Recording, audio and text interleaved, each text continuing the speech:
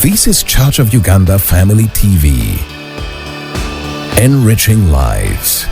Regulated by the Uganda Communications Commission.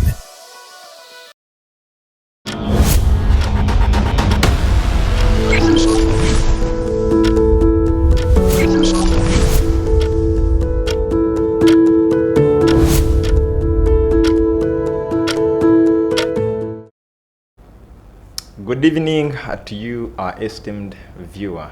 Thank you so much for watching Church of Uganda Family TV, and we are grateful to you. We want to thank God for the far He has brought us. We want to thank God for all He has done in our lives.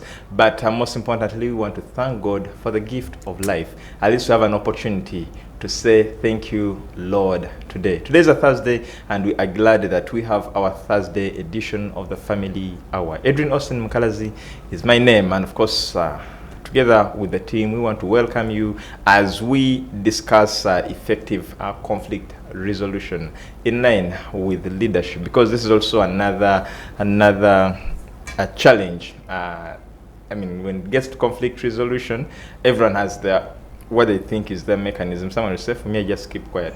For me, I just avoid the conflict. I run away from it, and I only come back when things have stabilized. But is that the solution? No. We are going to see how you can navigate, and of course, how you can reach a consensus with the teams as a leader. Now, with us is, I was about to call you Dr. Diana. Prophesy. Probably the Spirit is speaking. Amen. Amen. I agree with the Spirit. I agree with the Spirit. We have Diana Angwech here with us. It's a pleasure having you. Thank you, Edrine. It's good to be here. Good evening. Good evening. How are you? Good evening, viewers. It's always a pleasure to be here, and I hope it's a good discussion. It will surely be. How's your week been? My week has been tiresome. I think it's Holy Week, so I am a bit exhausted from many things. But it's good to be back. I am just catching up on a few things that have been happening. A bit more rest. I need a bit more rest than I expected, but otherwise I'm well. We are getting into a longer holiday. Yeah. So from tomorrow, Friday, up to Monday. You can rest. I wish it was that only easy. Come out on Sunday. I wish it was that easy. There are functions back to back this weekend. Everybody puts a function for Easter weekend. And so you have lunch hours, you have dinners somewhere, you have invitations to places you can't say no to. Actually, I got double invitations, and so I had to tell some people I am unable to come to that function. But I hope that I'll have a bit more rest, a bit more time with family, and hope we're all together after quite some time. Okay. You know, when you talked about dinners, I was about to say, can't you delegate? We have people here who are dangerous substitutes. Those dinners are by invitation, depending on the post that you hold. Okay. And so because of the post that I hold, I got that invitation based on those dinners. I mean, based on those positions, so that's why. Okay. Yeah. Well, here we are talking about conflict resolution. This is something very, very important. I mean, we've had a lot of issues, but all rotating around conflict resolution. How effective can a leader navigate this? But of course, we are delighted to have you and talk about this. Perhaps you might even have some experience out there, how you found yourself in a twist. But anyway, starting from the very start of our discussion, what should we term as a conflict? Yeah. Because when I remember in history, as we were studying history, conflicts were something different. And then when you get to literature, a conflict is also different. So what should we consider a conflict? I think a conflict in its intrinsic nature is a disagreement where there are two opposing positions that come together and cause a tension that needs to be resolved. So whether it's in history or it's in literature, one is, when you talk about it in history, you're talking about the Mau Mau rebellion. What we call internal conflicts. Yeah. External conflicts. Yeah. Those are just segments to give a term to what conflict looks like. But intrinsically and at the basis of it, conflict is just a disagreement or a difference in opinion many times where people do not have a way forward. There's an impasse that has happened between them that causes them to have to find a solution, a unified position to move forward. So conflict is just that in its basic nature. It's something that no human being will ever avoid, regardless of whether you are a leader. It's something regardless of whether a leader or not a leader, it's something that you will face as a human being. I like what the scripture says is iron sharpens iron, so one man another. And so that means there's going to be roughness between you when you meet together. You have even people in the same home conflict, how much more people who have not grown up with the same values, the same upbringing. There is definitely a clash in values, a clash in perspective about how you view life, a clash in an agreed way forward. And many times I think conflict arises from the idea that you have a varying perspective based on your upbringing. I have a varying perspective based on my training. And so sometimes when the value system comes into opposition of one another, you get conflict. And you will find that while you value something and esteem a certain value, say for example, you esteem generosity, and I probably have been brought from a mean background, the kind of person that never gives.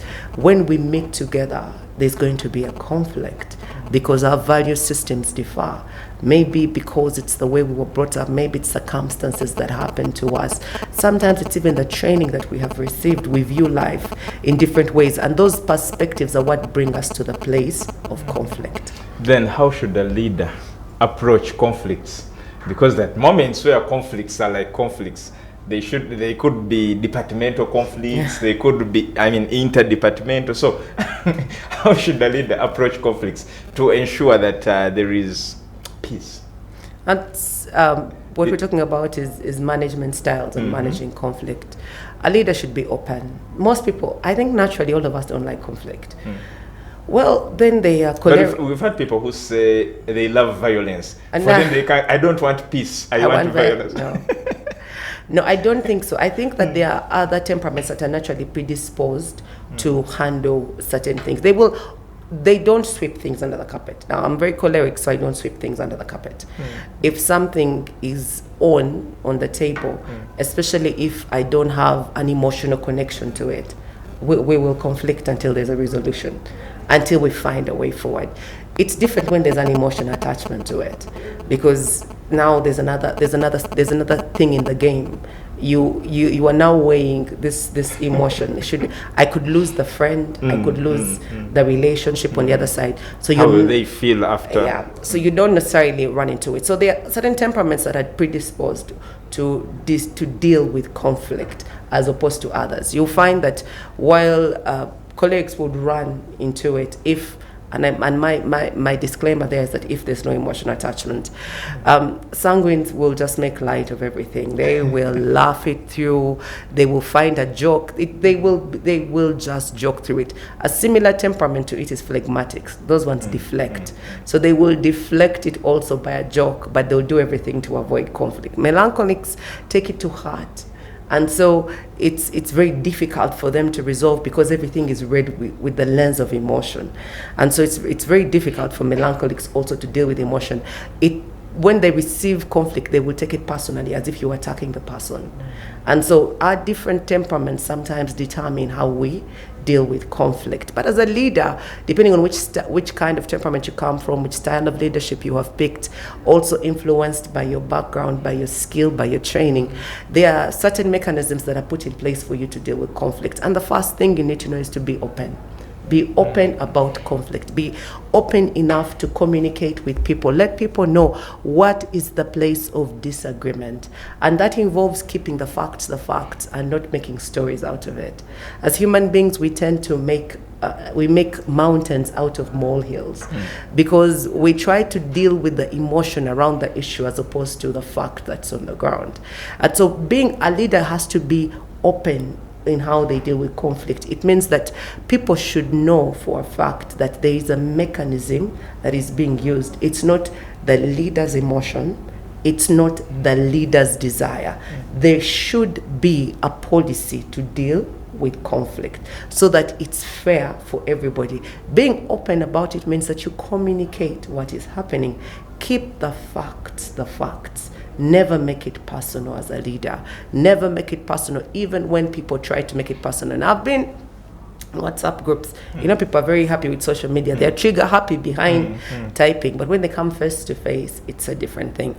And also, the problem with social media is that we read tone, or not even just social media, anything that's a reading. Even if it's the Bible, people read tone into things. I may write to you and say, Edrine, I don't think that makes sense. You're going to read it and say, Edrine said he does not think that makes sense, and there's attitude to which you're adding, to which you're adding in, and that may not be how I perceived it, but because how I wanted to say it, but you perceived it in a different way. Now that's the danger that we have every time we are around written communication. And so what you need to do as a leader is openly have conversations with people, conversation with putting facts as facts, because you need to bring people to a place where they are willing to resolve. The second one is to listen actively as a leader. You need to learn to listen. Now, one of my mentors taught me whenever I arrived at a place of disagreement in opinions is that listen to the motive and the reason behind what they're saying, more than just the words that are coming out of their mouth. Listen to the motives. What is it that they are driving at? And I have found myself in meetings where agendas are being pushed, and I have to understand that the person speaking has an agenda behind what they are saying, and I have to listen actively. Listen actively means being present, nodding at the correct times, giving a response to them, not interrupting them when they speak, but also understanding exactly the motive behind what they're saying. That's what makes a good leader. Most people listen to what people have said and move on, but in what people are not saying, there is an agenda, and you need to be able to hear it and resolve it, because behind every conflict there is a position that someone is trying to advance, and you need to find it. When you find that position, then you're able to deal with the heart of the matter and resolve that conflict. The other is emotional intelligence. This is something that all leaders need to grow in. All of us growing as human beings need to grow, need to have emotional intelligence, but also grow in that particular skill. Why is this important? Because you're able to perceive, to manage, and to control your emotions first as a leader, then to help others manage. When you see conflict, as a leader, you need to learn to read the room. As in a place recently, and because of our different cultures across borders, you can tend to perceive things differently. And fine, we were being welcomed as visitors, but they had put a time into everything. And we wanted to, we were inquisitive about their processes, their structures, and how they were doing things. So we went on to ask. And so I noticed with time that our hosts were getting antsy, because the questions kept coming, and you could see people looking at their watches, comments that were being made to us, and so I knew the time was up. But many of my people did not know that time was up, and so that's the price. That's one of the things a leader needs to go in, to be able to perceive the room, perceive people, what is happening, read the room, know when you have overstayed your welcome in a certain place, know when something is up. If you are, unless it's gross misconduct, but if you're emotionally intelligent, you should know when your time is up in a place. You should know when to live on a high note. You should know when time has come to an end by everything that is happening around you. And that comes with emotional intelligence. Learn to negotiate as a leader, because I was taught this with one of my mentors. He said to me, always go for a win-win situation. Now, my mindset as a choleric had always come, I win, you lose. There was never There was never a negotiation behind it. And he told me, every time you go through matters like this, go for a win-win situation. A win-win looks like you take some, leave some. Give that person some, let them lose some. That's what comes in negotiation. When you come to a conflict, especially when it comes to decision-making matters as a leader, be able to go for a win-win situation. I was reading a book about leadership styles, and I was reading a story about Winston Churchill, the Prime Minister of the UK. I had come to, I think, the Second World War. No, I don't think it was Winston. It was another one of the generals that was leading the war, and they had come to the war, and he needed to make a decision because the weather had changed. They were under complete siege. There was a storm raging out of the place. They had ships on high waters, and they needed to make a decision whether to go save them or to stay. And so he decided that every commander in the room would make a vote. When it came down to it, the vote was split halfway. And so everybody knows the final decision making is the leader. Now, whenever you are leader, and there's a dispute, the easiest thing to do is go for a vote. But when the vote is split, you have the tiebreaker. And you make the decision. I remember that the general sat down, and the book says that he waited for 5 minutes in silence, pondering what they were going to do. And after 5 minutes, he said, "We go." And that was the tiebreaker. The cost was very high. He left a note behind that was a note of defeat, saying it was a difficult circumstance and we had to have made it. But that note was never necessary because they won. It was the beginning of the win of the World War. Now, that's the call of leadership in the most difficult positions, to take a step back, to think about it and ask yourself, how, when the room is divided, how do I work for a win-win? He understood the cost that was coming to him, but he also knew that to not go would be a higher cost. And for him, it turned out well. Similar to Winston Churchill at the time when UK was under darkness for 3 days non-stop. And I think from the movie, you see that the Queen was being forced to ask him to step down at that point, which had never happened because the monarchy never interferes with the running of the government business. And it was such a difficult moment. But some of his speeches in those hard moments are what gave people courage to go forward. They're what gave people courage. I remember watching that documentary, and the Queen is moving to make that interference. It had never happened. For years, the government had never interfered. The monarch had never interfered with the government. It was a very difficult decision. There was conflict. Something was going to break. A tradition that had never happened was going to be broken. And I think he was a man of God because just at that moment, the weather took a turn and things shifted. But his speech to the people in that time delivered hope in a place of darkness. That's what leaders do when it comes to conflict. You deliver hope in a place of darkness. You deliver hope in a place where it seems that there is strife. You work for a win-win, a situation that can help everyone. And I think lastly is to have patience. Have patience with people. We're different people. Now, this one is difficult for me as a person. Not only you, but very many people.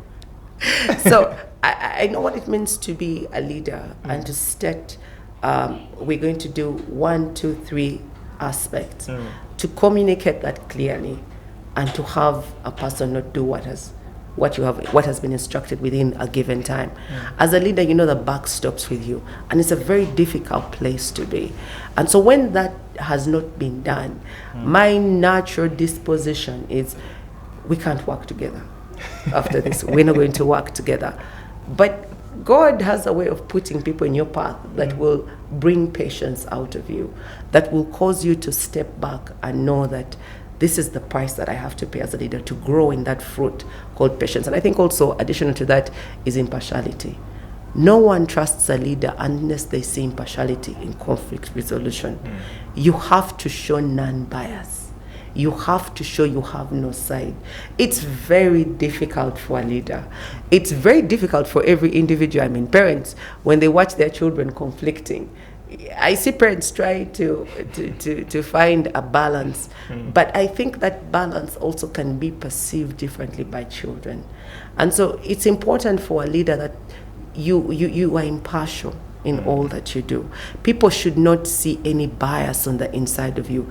Be able to give the sermon. What will cure that is having a policy so that everybody is bound by the policy, regardless of who they are, whether they are your brother or they're just a workmate that you met, or a mentee or someone that you met. In our human inclination, that's what saves us and allows us to resolve conflict in a way that brings peace and harmony amongst people. Okay. So what happens in a situation where, these are good traits, empathy is another one, and patience, but what happens in a situation where a leader's probably temperament doesn't support these? They're not empathetic, so there's nothing like how will this person feel and all that, and then the patience in them is they're non-tolerant.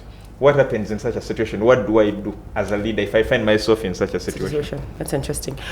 We were reading a book club with a ministry group of mine, and yesterday somebody asked a question that was very similar, because they were talking about I think first of all, there were traps of leadership, and then the things that sort of mark a leader.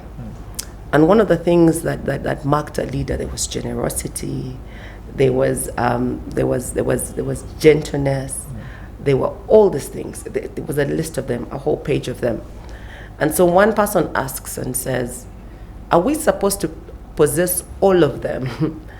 in all of them and have them perfectly? I said, if we did, would be God. If we did, we would be God. Because what these are more like the fruit of the Spirit. And you grow in them. You grow in them. You grow in them by the circumstances that you meet, that you submit to, and allow them to train you to grow in them. And so what you will, when a leader finds themselves, when there's no emotional intelligence, there's lack of empathy, there's no patience, you find yourself, God has put you there and allowed you to be there to grow in those aspects. Each of us as a leader is in a different path. And on that path, God is training us differently to deal with certain things.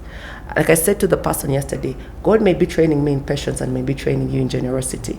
He may be training me in joy and he may be training. It's not that he doesn't train me in those areas. It's that I may be in my path, I may be doing better in those areas.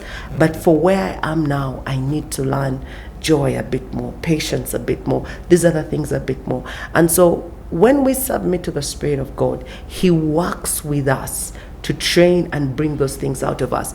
It doesn't look pleasant, and sometimes it's hard to recognize. It looks like coming up with workmates who don't agree with you. With a leader, it will be like having someone who looks like a thorn in your flesh. With a leader, it looks like having somebody who doesn't listen, doesn't understand. Sometimes if it's so bad, it might be having someone who constantly opposes you. But generally in it all, God provides and puts circumstances and people along the way to train us in the areas that we are lacking. And as a leader, you need to be very intentional about growing, because it shows how submitted you are to the Spirit of God. If I don't see patience, love, joy, peace, gentleness growing in you from last year, there's no difference in you this year, it means that you are not allowing the Spirit of God to do a work on the inside of you. All that is doing is developing character in you. James said it in a nice way. He says that let perseverance, James 1, let perseverance have its full work, such that you may be mature. Perseverance only comes when there's conflict, there's war, there's hardship you're facing. If you persevere, in other words, hold on, hold firmly, keep going. Don't allow this situation to rile you up.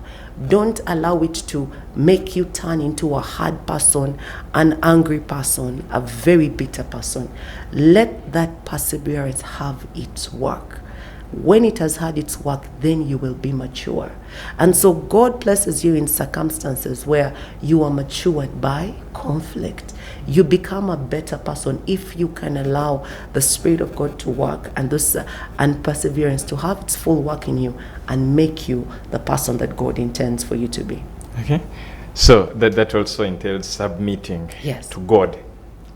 That is interesting. So meaning in all this, you can't do it by your own. No, you can't. You need God. Then, what about communication? Among the things, among the skills you talked about was active listening. And if we can get to active listening as part of communication, what other communication techniques can a leader use to de-escalate the tension and offer a resolution? Communication is something that's a skill that needs to be learned. Many of us don't grow up as good communicators. Many of us learn from watching others, listening to others, reading about it, and practicing it. Now, communication is learned, and you've seen a lot of people doing communication skills, the art of public speaking, teaching people about those different things, because it's a skill that needs to be learned. As a leader, if you're not strong in that area, and even if you are, you need to always get better at what you are doing. And so when it comes to conflict resolution as a leader, it's good for you to first understand your temperament. Understand how you naturally respond to conflict. Are you a runner? Are you a deflector? Are you a savior? Or are you a person who would rather sweep it under the carpet? Now, understand that about yourself. So self-awareness is the first thing that a leader needs to have. When you are self-aware, you can pick out your biases when it comes to conflict. Because I know myself, I know I'm going to be biased in the way I judge somebody. I'm going to judge someone harshly if they don't share the same value system as I am. And so I'll naturally side with the person whose value system reflects more of me. And so being self-aware is the first thing that a leader needs to understand. The second thing when it comes to communication styles in terms of resolving conflict is that you need to be able to identify the facts. Identify the facts. Now, it helps people and note them down. When you go to court is the first place they talk about conflict. When you go to court, there's an opposing counsel, a plaintiff and a defendant. The plaintiff is the one who has brought the case. They have been aggrieved by what the defendant has done. The defendant is probably the person who has caused the problem. And so this is a disagreement that has been brought to court for a judge to resolve. When they come to the first steps of court, they will do what they call scheduling. Scheduling will go through what are our agreed facts, what are our disagreed facts. When you have agreed facts, it means that these are things we're not going to argue about. We're going to identify what is disagreed upon, and that's what forms the basis for the case. And so many times when people come to court, you are going to have agreed facts. We were both in the same place. It's true a transaction took place. It's true it happened at this time. But then our difference is I didn't agree to pay back money at that time. Or he frustrated the contract because maybe it was an act of God. Or this and this happened. Those are the disagreed facts. Now the judge is then required to deal with only the factors that you have disagreed. It's the same technique that any leader can use when it comes to resolving conflict. What are the facts? What are the facts? This helps you avoid it becoming personal. Because when it delves into person, then you fail to deal with the matter. I was telling you about a WhatsApp group before. I'm in a WhatsApp group that is church-based. Now, it has people who held the position I held, not the current one, many years ago, from the 1980s to now. The 1980s? The 1980s, yes. They held that position way before. Yeah. I thought that's the position you held in the 1980s. Sir, I was a child. So, in that sense, because people have served God longer, they expect to be held in a certain esteem. And so everything they say can come off as a direction. Now I tend to oppose things that have no balance in my life, regardless of how I feel about somebody. If I feel that a fact has not been stated, I will go down the barrow fighting over that matter. Now, people, because of our culture, people draw back when it's an elder. But I always say there is a danger in letting lies stay on the table as facts. Hold on. Let's take a short commercial break. When we come back, we are going to start from there, from that danger, because this is something very common. People have normalized it, but we are taking a short commercial break. When we return, we are picking it up from there. So warm up. We might be speaking into your life.